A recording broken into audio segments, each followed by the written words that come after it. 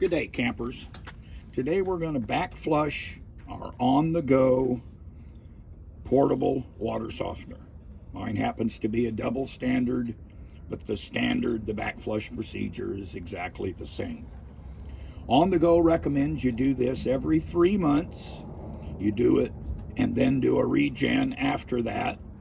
You also do a back flush and a regen if you're going to store your softener for any period of time.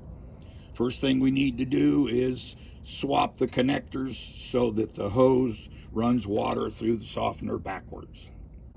On the Go provides this double female adapter so that you can connect the incoming hose into the output of your softener.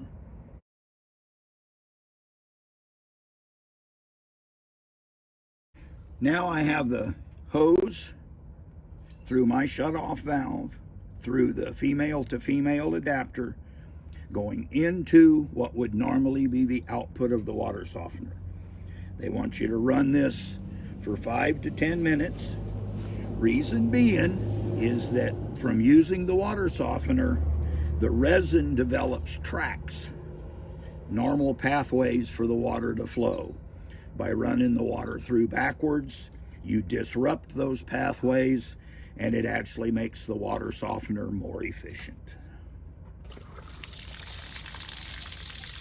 On the Go says that if the water slows to the point where there's no water flow at all, tune the water off, tamp the water softener down, and restart the water flow. All right, so it's been like 7 minutes.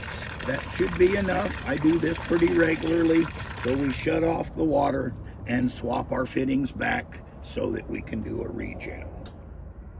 And that's really all there is to it. As always, thanks for watching, and be sure to like and subscribe.